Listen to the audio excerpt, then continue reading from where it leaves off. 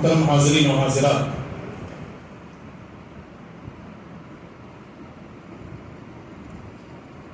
آج کے درس میں انبیاء و رسول کی پہلی دعوت کیا تھی، اس موضوع پر کچھ باتیں آپ کی خدمت میں پیش کرنے کی کوشش کروں گا۔ اللہ تعالیٰ مجھے اور آپ تمام کو اللہ اور اس کے رسول صلی اللہ علیہ وسلم کی تعلیمات پر اپنی زندگی گزارنے کی توفیق نصیب فرمائے، آمین۔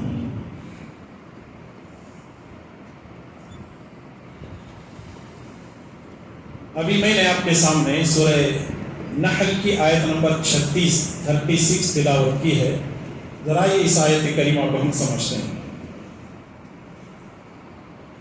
اللہ تعالیٰ نے فرمایا وَلَقَدْ بَعَثْنَا فِي كُلِّ أُمَّةٍ رَسُولًا، ہم نے ہر امت میں ایک رسول کو بھیجا ہے۔ رسول نے دعوت کیا دی؟ ان اعبدوا اللہ، کہ صرف ایک اللہ کی عبادت کرو، واجتنبوا الطاغوت، اور طاغوت سے اپنے آپ کو بچاؤ۔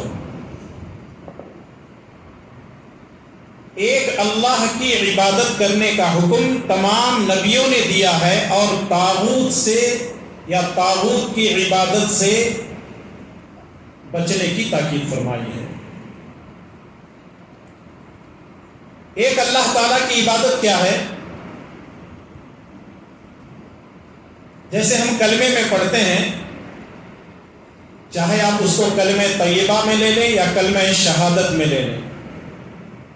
کلمہ شہادت کیا ہے؟ اشہد ان لا الہ الا اللہ واشہد ان محمدا عبدہ ورسولہ، میں گواہی دیتا ہوں کہ کوئی معبود برحق نہیں ہے سوائے اللہ تعالیٰ کے۔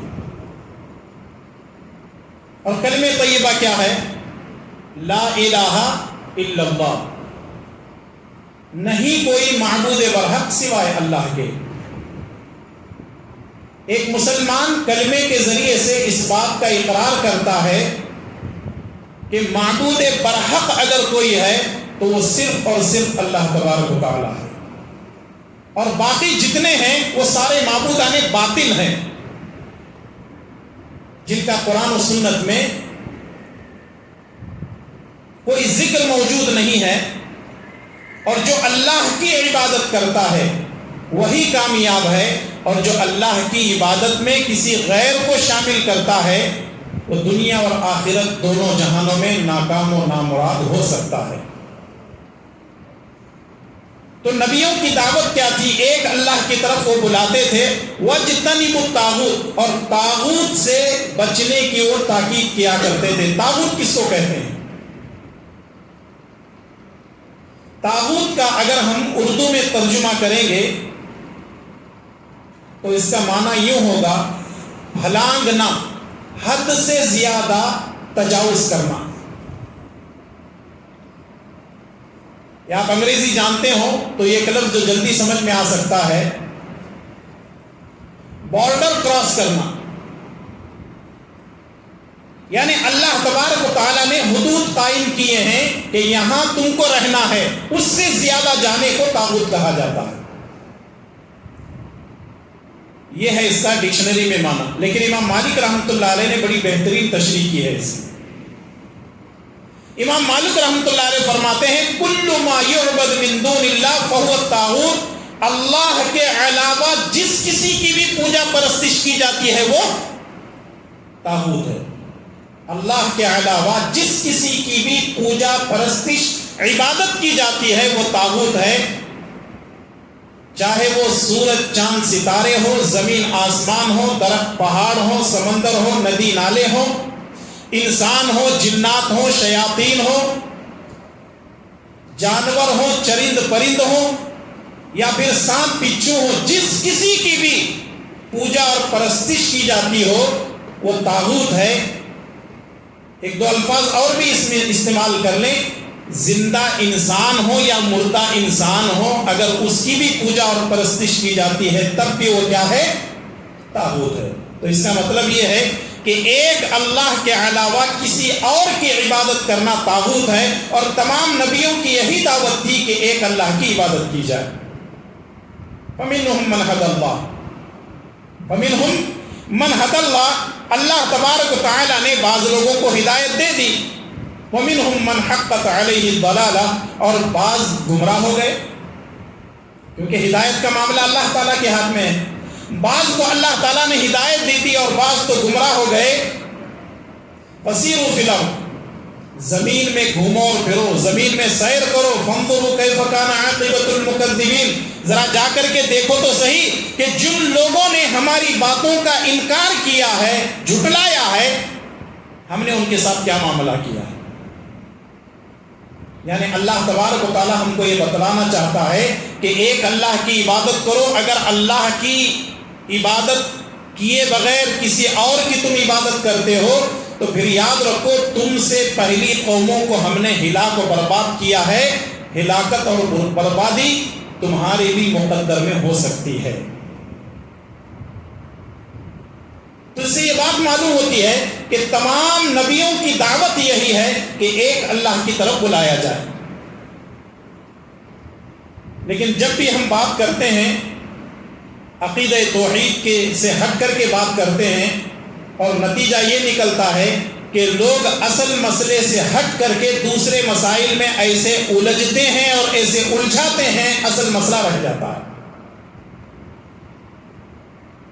جیسا کہ پچھلے درس میں بھی میں نے اس بات کی وضاحت کی تھی کہ ہم لوگ جب بھی آپس میں گفتگو کرتے ہیں، جب بھی آپس میں کسی غیر مسلک سے ہماری بات چیت ہوتی ہے یا کسی غیر جماعتی فرد سے ہماری بات چیت ہوتی ہے تو وہ بھی چھیڑتا ہے، ہم بھی چھیڑتے ہیں، کبھی آمین، کبھی رفع الیدین، اور کبھی سینے پر ہاتھ باندھنے یا ناک کے نیچے باندھنے یا پھر 8 یا 12 پر اتنے مسائل کھڑا کر دیتے ہیں، لیکن توحید کی بات کوئی بھی نہیں کرتا۔ قرآن کریم کی آیتوں پر، انبیاء علیہ السلام کی زندگیوں پر اور سیرت کی کتابوں کا آپ مطالعہ کریں گے تو آپ کو یہی معلوم ہوتا ہے کہ تمام انبیاء علیہ السلام نے ایک اللہ کی دعوت دی۔ جن لوگوں نے انبیاء علیہ السلام کی دعوت کو مانا، قبول کیا، اللہ تعالیٰ نے ان کو جنت کی خوشخبری دنیا ہی میں دے دی، اور جن لوگوں نے انکار کیا اللہ تبارک و تعالیٰ نے ان کو عذابات کے ذریعے سے ہلاک و برباد کر دیا۔ ذرا یہ اس مختصر سے وقت میں 2-4 نبیوں کے واقعات میں آپ کے سامنے پیش کرنا چاہتا ہوں۔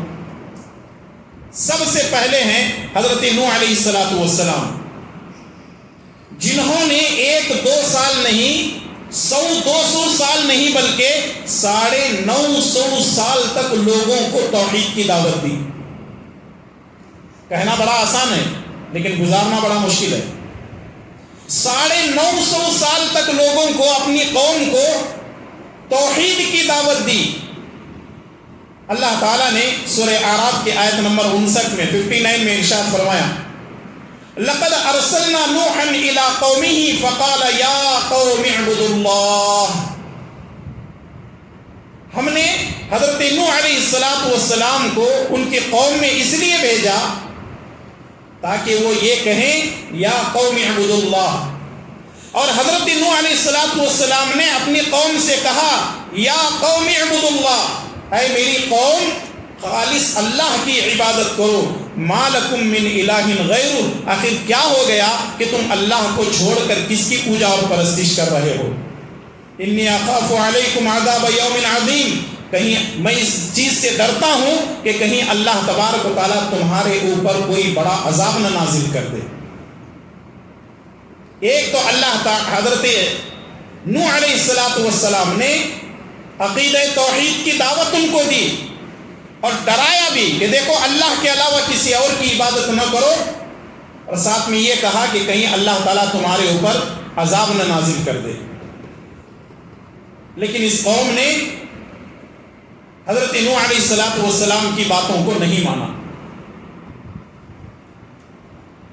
قوم نے حضرت نوح علیہ السلام کی باتوں کو جب نہیں مانا تو حضرت نوح علیہ السلام نے اس قوم کی ہلاکت اور بربادی کے لیے بد دعا کی، اور اس کے الفاظ بھی قرآن کریم کے اندر موجود ہیں۔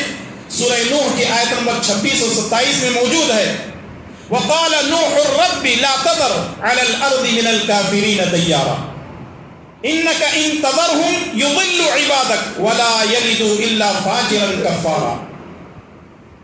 اللہ حضرت نوح علیہ السلام نے کہا، اے میرے رب، اس زمین پر کسی کافر کو زندہ مت چھوڑ، اس زمین پر کسی کافر کو زندہ مت چھوڑ، انک ان تذرهم یضل عبادک، اگر تو نے ان کو زندہ چھوڑ دیا تو یہ تیرے بندوں کو گمراہ کریں گے، اور ان سے جو اولاد ہوگی وہ فاجر ہوں گے اور کافر ہوں گے۔ اور نتیجہ یہ ہوا کہ حضرت نوح علیہ السلام کی یہ دعا قبول ہو گئی، اور اللہ تبارک و تعالیٰ نے نوح علیہ السلام سے کہا کہ کشتی تیار کرو۔ آسمان سے پانی برسنے لگا، زمین سے پانی ابلنے لگا، اور ہر جوڑے لے کر کے حضرت نوح علیہ السلام کشتی پہ سوار ہو جاتے ہیں، اور وہی محفوظ ہوتے ہیں جو کشتی میں ہیں۔ اسی لیے حضرت نوح علیہ السلام کو آدم ثانی کہا جاتا ہے۔ ساری کی ساری دنیا میں پانی بھر گیا، اور بچے وہی جو کشتی میں موجود تھے، باقی سارے کے سارے غرق ہو گئے۔ اللہ تعالیٰ نے سب کو تباہ و برباد کر دیا، سارے کے سارے ملیا میٹ ہو گئے۔ تو بتانے کا مقصد یہ ہے کہ نوح علیہ السلام کی قوم نے جب حضرت نوح علیہ السلام کی بات کو نہیں مانا، عقیدہ توحید کا انکار کیا، تو اللہ تبارک و تعالیٰ نے ان کو تباہ و برباد کر دیا۔ اور اسی طرح قوم عاد کو حضرت ہود علیہ السلام نے توحید کی دعوت دی۔ قوم ہود ایک ایسی مضبوط قوم تھی، اور یہ سرکش قوم بھی تھی، بت پرست تھی، بتوں کو خود بناتے تھے، بتوں کو بیچتے تھے، اور بتوں کی پوجا کیا کرتے تھے۔ اللہ تبارک و تعالیٰ نے قوم عاد کی طرف ہود علیہ السلام کو بھیجا۔ ہود علیہ السلام جب آئے تو انہوں نے اپنی قوم کو کیا دعوت دی، اور وہی دعوت توحید ہے۔ اللہ تعالیٰ نے فرمایا وَإِلَىٰ عَادٍ أَخَاهُمْ هُودًا قَالَ يَا قَوْمِ اعْبُدُوا اللَّهَ مَا لَكُم مِّنْ إِلَٰهٍ غَيْرُهُ أَفَلَا تَتَّقُونَ۔ سورہ اعراف آیت نمبر 65۔ حضرت ہود علیہ السلام نے اپنی قوم سے کہا، یا قوم اعبدوا اللہ، اے میری قوم اللہ کی عبادت کرو۔ تو یہاں بھی حضرت ہود علیہ السلام کی دعوت دیکھو، یہ دعوت توحید سے شروع ہوتی ہے۔ اسی طرح تیسرے نمبر پر قوم سمود کو صالح علیہ السلام کی جو دعوت تھی، وہ پہلی دعوت وہ دعوت توحید تھی۔ اللہ تبارک و تعالیٰ نے ارشاد فرمایا وَإِلَىٰ ثَمُودَ أَخَاهُمْ صَالِحًا قَالَ يَا قَوْمِ اعْبُدُوا اللَّهَ مَا لَكُم مِّنْ إِلَٰهٍ غَيْرُهُ۔ سورہ اعراف آیت نمبر 73۔ حضرت صالح علیہ السلام نے اپنی قوم سے یہی دعوت دی کہ ایک اللہ کی عبادت کرو، اللہ کی عبادت کے علاوہ کسی اور کی عبادت نہ کرو۔ اسی طرح چوتھے نمبر پر حضرت شعیب علیہ السلام اپنی قوم کو جو دعوت دیتے ہیں وہ دعوت توحید ہے۔ وَإِلَىٰ مَدْيَنَ أَخَاهُمْ شُعَيْبًا، مدین کی طرف حضرت شعیب علیہ السلام کو نبی بنا کر کے اللہ تبارک و تعالیٰ نے بھیجا۔ قال یا قوم اعبدوا اللہ، اے میری قوم اللہ کی عبادت کرو۔ ما لکم من الہ غیرہ قد جاءتکم بینۃ من ربکم، اللہ تعالیٰ کی طرف سے واضح نشانیاں تمہارے سامنے آ چکی ہیں، آخر کیا ہو گیا ہے کہ تم اللہ کو چھوڑ کر کن کن کی پوجا اور پرستش کر رہے ہو، کن کن کی عبادتیں کر رہے ہو۔ اور اس قوم کے اندر ایک اور بیماری تھی، اور وہ بیماری یہ ہے کہ یہ قوم ناپ تول میں کمی بیشی کیا کرتی تھی۔ حضرت شعیب علیہ السلام نے اس قوم کو سمجھایا، لیکن اس قوم نے نہیں مانا، تو اللہ تبارک و تعالیٰ نے کیا کیا؟ فَأَخَذَتْهُمُ الرَّجْفَةُ فَأَصْبَحُوا فِي دَارِهِمْ جَاثِمِينَ، اللہ تبارک و تعالیٰ نے زلزلے کے ذریعے سے ان کو ہلا کو برباد کر دیا، رات میں صحیح سلامت تھے، اور صبح سویرے جب دیکھا جائے تو سارے کے سارے زلزلے کی وجہ سے اوندھے منہ پڑے ہوئے تھے۔ اللہ تعالیٰ نے کسی قوم کو چیخ کے ذریعے سے ہلاک کر دیا، کسی کو زلزلے کے ذریعے سے ہلاک کر دیا، کسی کو پانی میں غرق کر دیا، کسی کو بجلی کی کڑک سے اللہ تبارک و تعالیٰ نے، کسی کو آندھی کے ذریعے سے اللہ تبارک و تعالیٰ نے ہلاک کر دیا۔ ان قوموں کا حال اس لیے ہوا کہ انہوں نے نبیوں کی دعوت توحید کو قبول نہیں کیا، اللہ تبارک و تعالیٰ نے ان کو ختم کر دیا۔ حضرت ابراہیم علیہ السلام، ان کو تو امام التوحید کہا جاتا ہے، خلیل اللہ ہے، یہ اللہ تبارک و تعالیٰ کے پیارے ہیں۔ ان کی بھی دعوت کیا تھی؟ وَإِبْرَاهِيمَ إِذْ قَالَ لِقَوْمِهِ اعْبُدُوا اللَّهَ وَاتَّقُوهُ ذَلِكُمْ خَيْرٌ لَكُمْ إِن كُنتُمْ تَعْلَمُونَ إِنَّمَا تَعْبُدُونَ مِن دُونِ اللَّهِ أَوْثَانًا وَتَخْلُقُونَ إِفْكًا إِنَّ الَّذِينَ تَعْبُدُونَ مِن دُونِ اللَّهِ لَا يَمْلِكُونَ لَكُمْ رِزْقًا فَابْتَغُوا عِندَ اللَّهِ الرِّزْقَ وَاعْبُدُوهُ وَاشْكُرُوا لَهُ إِلَيْهِ تُرْجَعُونَ۔ حضرت ابراہیم علیہ السلام نے بھی یہی کہا کہ اے میری قوم کے لوگوں، ایک اللہ تبارک و تعالیٰ کی عبادت کرو اور اللہ کا تقوی پیدا کرو۔ اور اللہ تبارک و تعالیٰ کا نظام دیکھیے، ابراہیم علیہ السلام جس بستی میں پیدا ہوتے ہیں وہ بستی بت پرست تھی۔ ابراہیم علیہ السلام جس گھر میں پیدا ہوتے ہیں ان کے باپ بت تراش اور بت فروش تھے۔ ابراہیم علیہ السلام کی جب سیرت کا آپ مطالعہ کریں گے تو یہ بات ہمارے سامنے کھل کر واضح طور پر سامنے آتی ہے کہ ابراہیم علیہ السلام جب ان کے ابا آزر یہ کہنے لگتے ہیں کہ بیٹا یہ خدا ہے، اس کو بازار میں لے جا اور بیچ کر پیسے لے آ، ابراہیم علیہ السلام کیا کرتے ہیں؟ ابراہیم علیہ السلام اس بت کے پیر میں رسی ڈالتے ہیں اور کھینچتے ہوئے بازار میں لے جاتے ہیں، بھئی یہ تمہارا خدا ہے، اگر کوئی خریدنا چاہتے ہو تو خرید لو۔ اتنی بے عزتی کرتے ہیں اس کی۔ جب باپ کو معلوم ہوتا ہے تو پریشان ہوتے ہیں، کہنے لگتے ہیں کہ بیٹا ابھی بھی وقت ہے، جو میں کر رہا ہوں وہ کر، بتوں کی پوجا کر۔ کہا یہ نہیں ہو سکتا، کہا تجھے گھر سے نکال دوں گا، پتھر ماروں گا۔ کہا منظور ہے۔ گاؤں والے کہتے ہیں کہ ہم تم کو بستی سے نکال دیں گے۔ کہا یہ بھی منظور ہے۔ نکلتے ہیں، ادھر ادھر جاتے ہیں، لیکن عقیدہ توحید کی دعوت کو نہیں چھوڑتے ہیں۔ حضرت ابراہیم علیہ السلام کی زندگی ایک اللہ کی توحید کو پیش کرنے میں گزر گئی، اور حضرت ابراہیم علیہ السلام اپنی قوم سے کہتے ہیں انما تعبدون من دون اللہ اوثانا، آخر تم کو کیا ہو گیا ہے کہ تم اللہ کو چھوڑ کر بتوں کو پوج رہے ہو؟ ان الذین تعبدون من دون اللہ لا یملکون لکم رزقا، جن کو تم پوج رہے ہو، جن کی تم پوجا پرستش کر رہے ہو، یہ تمہاری روزی روٹی کا انتظام نہیں کر سکتے، ان کے اندر طاقت نہیں ہے، وہ روزی نہیں دے سکتے، تمہارا بھلا نہیں کر سکتے، تمہیں اولاد نہیں سکتے، وہ تمہاری مشکل کشائی نہیں کر سکتے، کچھ نہیں کر سکتے۔ فَابْتَغُوا عِندَ اللَّهِ الرِّزْقَ، اگر تمہیں رزق چاہیے تو اللہ سے مدد طلب کرو، اگر تمہیں رزق چاہیے تو اللہ سے مدد مانگو، وَاعْبُدُوهُ، اسی کی عبادت کرو، وَاشْكُرُوا لَهُ، اور اسی کی شکر گزاری بجا لاؤ، إِلَيْهِ تُرْجَعُونَ، کیونکہ تم کو اسی کی طرف لوٹنا بھی ہے۔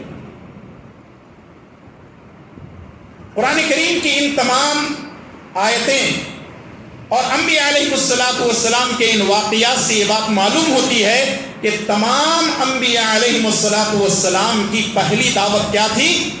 دعوت توحید تھی۔ اتنا ہی نہیں بلکہ خاتم المرسلین، میرے اور آپ کے پیارے نبی امام الانبیاء والمرسلین جناب محمد رسول اللہ صلی اللہ علیہ وسلم نے بھی مکے والوں کو یہی دعوت دی تھی۔ وہ دعوت کیا تھی؟ یا ایھا الناس قولوا لا الہ الا اللہ تفلحوا، اے لوگو لا الہ الا اللہ کہو کامیاب ہو جاؤ گے۔ جس کو ماننا تھا اس نے مانا، جس کو انکار کرنا تھا اس نے انکار کیا۔ یہ جو مختصراً چند نبیوں کے نام میں نے ذکر کیے ہیں اور پھر اس کے بعد قرآن کریم کی آیات کو سامنے رکھتے ہوئے میں یہی ثابت کرنا چاہ رہا ہوں کہ تمام انبیاء علیہم السلام کی دعوت شروع ہوتی ہے توحید سے، ہماری دعوت بھی شروع ہونی چاہیے کس سے؟ توحید سے۔ اس کا مطلب یہ ہے کہ آمین، رفع الیدین، سینے پہ ہاتھ باندھنا، یہ پیروں کو چوڑے کرنا، 8-20 کا مسئلہ چھوڑ دو، یہ مسئلے ہے ہی نہیں ہمارے پاس، ان مسئلوں پہ بحث کرنے کی ضرورت ہی نہیں ہے۔ جو اصل مسئلہ ہے وہ ہم سے چھوٹا جا رہا ہے، اصل مسئلے سے ہم دور بھاگ رہے ہیں۔ تو سب سے پہلے عقیدہ توحید کو سمجھیے، اور انشاءاللہ تعالی یہ بعد دیگر دروس آپ کی خدمت میں پیش کیے جاتے رہیں گے، اور اگر آپ مسلسل آتے رہیں گے تو عقیدہ توحید پہ انشاءاللہ تعالی دروس ہوں گے۔ تو کیا آپ آئیں گے؟ ساتھ دیں گے انشاءاللہ تعالی، کیونکہ جب تک آپ نہیں آئیں گے پھر ہم کس کو سنائیں گے؟ آپ کی کمی محسوس ہوگی۔ دیکھیں، اگر درس ختم ہو جائے، یہاں سے آپ بازار میں چلے جائیں گے، گھر میں جائیں گے، 12 بجے تک تو کوئی سوئے گا نہیں۔ اگر وہی آدھا گھنٹہ 35 منٹ آپ مجھے دے دیں گے، میں آپ کو اللہ اور اس کے رسول کی باتیں بتا دوں گا، اور قرآن کریم کے آیتوں کے ذریعے سے، نبی کریم صلی اللہ علیہ وسلم کے فرامین کے ذریعے سے آپ کو عقیدہ توحید سکھاؤں گا۔ اس سے بڑی بات اور کیا ہو سکتی ہے؟ کامیابی میری بھی ہوگی انشاءاللہ تعالی، آپ لوگ بھی کامیاب ہو جائیں گے دنیا اور آخرت میں۔ اللہ تعالی ہمیں عقیدہ توحید کو سیکھنے کی توفیق عطا فرمائے، آمین۔ یہ تو عقیدہ توحید پر میں نے آپ کے سامنے نبیوں کے بارے میں قرآن کریم کی آیتوں سے ثابت کیا ہے، لیکن آئیے 5 حدیثیں پیش کرتے ہوئے اپنی بات کو میں ختم کر دیتا ہوں۔ سب سے پہلی حدیث ہے صحیح بخاری اور صحیح مسلم کے حوالے سے، حضرت معاذ بن جبل رضی اللہ تعالیٰ عنہ کو جب نبی کریم صلی اللہ علیہ وسلم ملک یمن بھیج رہے تھے تو آپ صلی اللہ علیہ وسلم نے فرمایا تھا کہ اے معاذ، ایک پڑھی لکھی قوم کے پاس تم جا رہے ہو، وہاں جانے کے بعد سب سے پہلے توحید کی دعوت دینا۔ سب سے پہلے کون سی دعوت دینا؟ توحید کی دعوت دینا۔ اور دوسری حدیث ہے سنن بیہقی کے حوالے سے، رسول اللہ صلی اللہ علیہ وسلم نے فرمایا ایمان کے 60 درجات ہیں، 60 یعنی 60، ایمان کے 60 درجات ہیں، ان میں سب سے بڑھ کر جو درجہ ہے ایمان کا وہ کیا ہے؟ لا الہ الا اللہ کہنا ہے۔ اور لا الہ الا اللہ کیا ہے؟ کلمہ توحید ہے۔ اور تیسری حدیث ہے صحیح مسلم کے حوالے سے، اللہ کے نبی صلی اللہ علیہ وسلم نے فرمایا اگر کوئی شخص وضو کے بعد یہ دعا پڑھتا ہے، اگر کوئی شخص وضو کے بعد یہ دعا پڑھتا ہے اشہد ان لا الہ الا اللہ و اشہد ان محمدا عبدہ و رسولہ، تو اس کے لیے جنت کے 8 دروازے کھول دیے جاتے ہیں، اور کہا جاتا ہے کہ جس دروازے سے داخل ہونا چاہتا ہے داخل ہو جائے۔ اللہ اکبر۔ یہ کس کی برکت ہے؟ توحید کی برکت ہے، کلمہ شہادت کی برکت ہے۔ وضو کے بعد کی جو لوگ دعا نہیں پڑھتے ہیں وہ لوگ یہ دعا پڑھیں۔ اور سنن ترمذی کے حوالے سے جو اللہم اجعلنی من التوابین واجعلنی من المتطہرین، یہ جو ہے دعا کا اضافہ ہے۔ اور چوتھی حدیث ہے رسول اللہ صلی اللہ علیہ وسلم نے فرمایا لقنوا موتاکم لا الہ الا اللہ، صحیح مسلم کے حوالے سے یہ حدیث ہے لقنوا موتاکم لا الہ الا اللہ۔ کیا مطلب ہے اس کا؟ اپنے مرنے والے کو لا الہ الا اللہ کی تلقین کرو۔ مرنے والے کو کیا کرو؟ لا الہ الا اللہ کی تلقین کرو۔ تلقین کرنا کس کو بولتے ہیں؟ ذرا آپ اس کو سمجھنے کی کوشش کریں۔ مثال کے طور پر آپ کے سامنے ایک آدمی سویا ہوا ہے، سکرات کے حالت میں ہے، اس کو تلقین کرنا ہے۔ تلقین کرنے کا مطلب یہ ہے کہ آپ پڑھتے رہیں گے لا الہ الا اللہ، لا الہ الا اللہ، لا الہ الا اللہ، آپ پڑھتے رہیں گے۔ ہو سکتا ہے کہ وہ ہمارے اس کلمے کو پڑھے اور کلمے پر اس کی موت ہو جائے۔ یہ ہے کلمے کی تلقین کرنا۔ اچھا، یہ بات یاد رکھیں کبھی سکرات کی حالت میں کوئی آدمی ہے اس سے یہ نہیں کہنا کلمہ پڑھو کلمہ پڑھو کلمہ پڑھو، کہیں وہ سکرات کے عالم کی سختی کی وجہ سے یہ کہہ دے میں نہیں پڑھتا، موت ہو گئی تو کفر پڑ جائے۔ لیکن تھوڑا خاکہ ہمارے یہاں کا بھی کھینچنا پڑتا ہے، حالات کے حساب سے ہمارے یہاں کے حالات کو بھی پیش کرنا پڑتا ہے۔ عربوں کے اندر ایک چیز بہت اچھی ہے، اگر کوئی حادثہ ایکسیڈنٹ وغیرہ ہوتا ہے، اس کے جسم سے خون آ رہا ہوتا ہے، اس کے سر سے خون بہ رہا ہوتا ہے حادثے کسی ایکسیڈنٹ کی وجہ سے، تو عرب لوگ جب آتے ہیں تو وہ فوراً جو ہے اس کے پاس کلمہ پڑھنا شروع کر دیتے ہیں۔ اگر وہ دیکھ رہا ہے حافظہ اس کا مضبوط ہے تو کہتے ہیں یا اخی قل لا الہ الا اللہ، بھائی لا الہ الا اللہ بولو، اور لا الہ الا اللہ کی تلقین کرتے ہیں کیونکہ یہ سنت ہے۔ اور ہمارے یہاں جیسے ہی ایکسیڈنٹ ہوتا ہے چیخنا چلانا شروع کر دیتے ہیں۔ اور دوسری بات یہ ہے ہمارے یہاں ایک آدمی مرد عورت ہے سکرات کی حالت میں ہے، اب تب اس کی روح نکلنے والی ہے، تو ہم لوگ سب سے پہلے کیا کرتے ہیں ایک گلاس میں اگربتیاں بتیاں لگاتے ہیں۔ یہ کون سی سنت ہے؟ یہ سنت نہیں ہے۔ اچھا، وہ مرنے والے کے آس پاس پوری عورتوں کا دائرہ رہتا ہے، کیا پڑھ رہے ہیں؟ سورہ یاسین پڑھ رہے ہیں۔ کیوں پڑھ رہے ہیں؟ بولے نہیں، سورہ یاسین اگر پڑھیں گے تو روح آسانی سے نکلتی، زندگی میں قرآن معلوم نہیں، اس کے اوپر 10 یاسین پڑھو کچھ بھی ہونے والا نہیں ہے۔ ایک آدمی نماز نہیں پڑھا، ایک آدمی اللہ کو نہیں مانتا، ایک اللہ کو جانتا نہیں ہے، نبی کی تعلیمات پر عمل نہیں کرتا، اس کے سامنے آپ قرآن پڑھ رہے ہیں، یاسین پڑھ رہے ہیں، بقرہ پڑھ رہے ہیں اور فلاں صورتیں پڑھ رہے ہیں، کوئی فائدہ نہیں ہے۔ یہ قرآن مرنے والے پر پڑھنے کے لیے یا پھر مردوں پر پڑھنے کے لیے نہیں ہے، بلکہ یہ قرآن زندوں پر نازل کیا گیا ہے۔ اور ہمارے یہاں ایک اور ڈھونگ چلتا ہے، کیا ہے؟ آدمی مرنے والا مرتے رہتا، اس کی حالت انہیں پریشان رہتا ہے، ہم لوگ کیا کرتے ہیں کلمے کا پانی ڈالو، ارے کلمہ پڑھنے کا حکم ہے، تلقین کرنے کا حکم ہے، ہم لوگ کیا کرتے ہیں کلمے کا پانی۔ کچھ لوگ تو بڑی زور سے میرے پاس زمزم ہے زمزم ڈالو، اور کچھ لوگ تو انتظار کرتے رہتے ہیں، بچے جلدی ڈالو، مارو اسے جلدی، پوری جائیداد ہڑپنا ہے ہم کو، مارو اسے جلدی سے۔ بیٹے خوش ہو جاتے ہیں، بابا مرا تو پوری آستی ہماری۔ ایسی ناخلف اولاد آج شاید تاریخ نے نہیں دیکھا ہوگا، لیکن آج تاریخ دیکھ رہی ہے اور تاریخ میں یہ چیزیں درج ہو رہی ہیں۔ ایسے ایسے واقعات دیکھنے کو آ رہے ہیں، باپ مر نہیں رہا ہے، بچے جا کر کے پورے آکسیجن اور آئی سی یو کے اندر جا کر کے پورے پائپ نکال کر کے آ جاتے ہیں تاکہ وہ جلدی مرے، اور بے ہوشی کی حالت میں جا کر کے انگوٹھا لے کر کے آتے ہیں کہ پورے آستی مجھے مل جائے۔ کیا کھیل اور کیا تماشا ہے، ذرا سوچیں انسانیت کہاں چلی گئی، انسانیت کہاں چلی گئی۔ جانوروں سے بدتر زندگی انسانوں کی گزر رہی ہے۔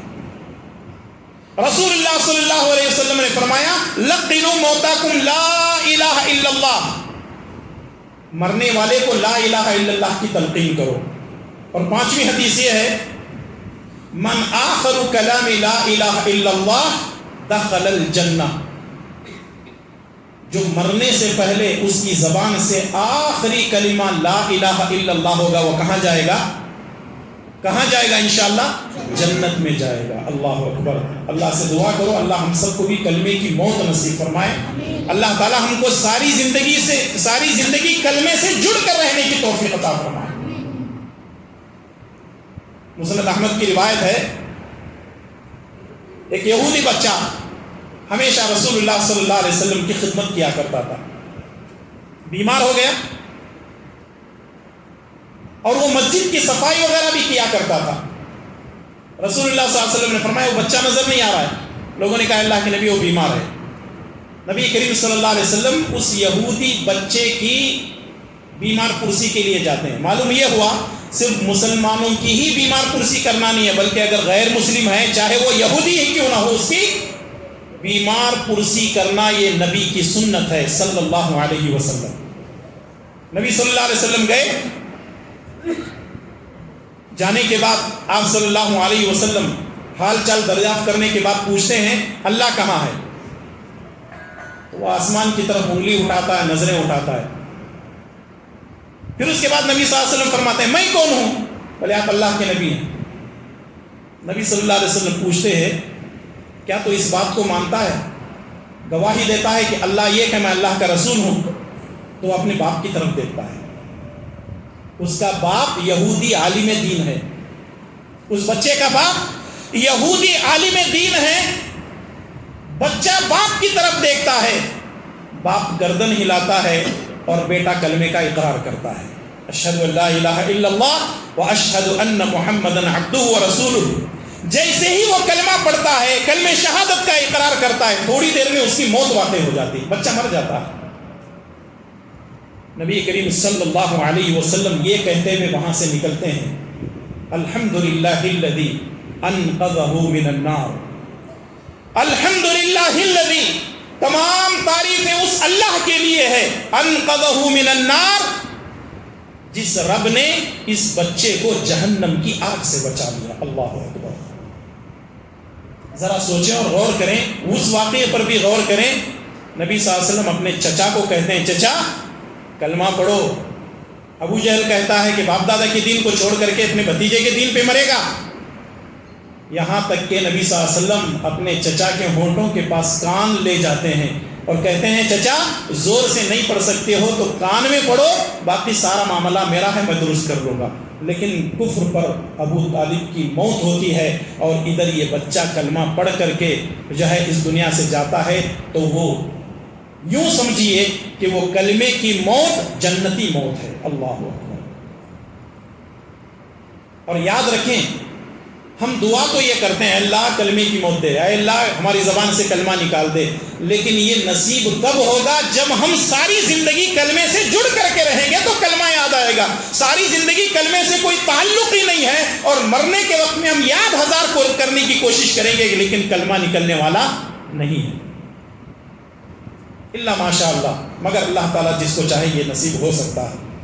تو بتانے کا مقصد یہ ہے کہ جن قوموں نے توحید کا انکار کیا اللہ تبارک و تعالیٰ نے ان کو تہس نہس کر دیا، برباد کر دیا. اور آج آپ یہ سوچ سکتے ہیں مولانا ہمارے اوپر تو کوئی عذاب نہیں ہے، اس کا مطلب ہم سیف ہیں. صحیح ہے نا؟ ہمارے اوپر کوئی عذاب نہیں ہے اس لیے ہم عذابات سے بچے ہوئے بہت سیف ہیں. نہیں، ایسی بات نہیں ہے، ہم بھی عذاب میں مبتلا ہیں، ہم عذاب میں مبتلا ہیں. اس بات کو پیش کرنے سے پہلے ذرا سوچیے اور غور کیجیے آج ملک کے حالات کیا ہیں. ملک کے حالات یہ ہیں ہزاروں نہیں، لاکھوں نہیں، کروڑوں خداؤں کو ماننے والے ایک ہو چکے ہیں اور ایک اللہ کو ماننے والے بکھرے ہوئے. سچ بول رہا ہوں یا غلط؟